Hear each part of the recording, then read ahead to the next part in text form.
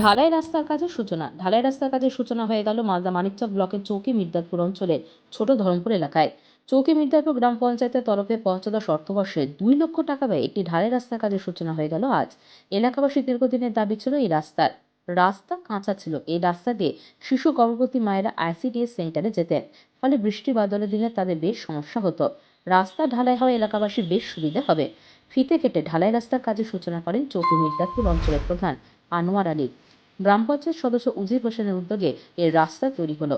এছাড়াও উপস্থিত ছিলেন তৃণমূল নেতা শেখ মাহাতাব সহ বিশিষ্টজনেরা। চৌকি মির্জাপুর অঞ্চলের প্রধান আনোয়ার আলী বলেন, এলাকাবাসীর দীর্ঘদিনের দাবি ছিল এই রাস্তার।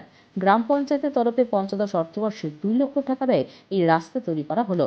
এলাকাবাসীর সুবিধা হলো। স্থানীয় গ্রাম পঞ্চায়েত সদস্য উজির হোসেনের বক্তব্য, এলাকাবাসী আমাকে রাস্তার জন্য আবেদন করেছিলেন। রাস্তা করতে পেরে আমি কৃতজ্ঞ।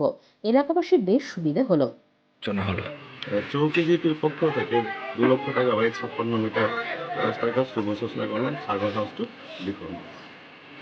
দাবি ছিল, চাহিদা ছিল এলাকাবাসী, প্রচুর চাহিদা ছিল, অনেকদিনের দাবি ছিল।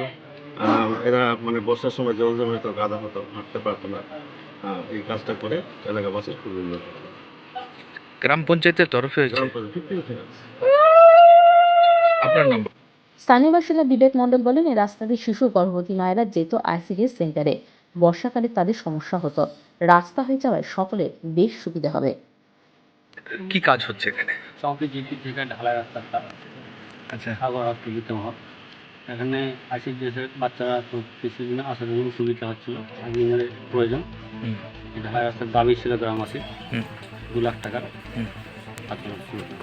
গ্রাম পঞ্চায়েত। আচ্ছা, সুবিধা হয়েছে এলাকাবাসী এবার রাস্তা করলে? এলাকাবাসীর তো সুবিধাই আছে। আচ্ছা, কত টাকা বাই টোটাল? 2 লাখ টাকা ঢালাই রাস্তা। ঢালাই রাস্তা। Bureau news Bangla Times.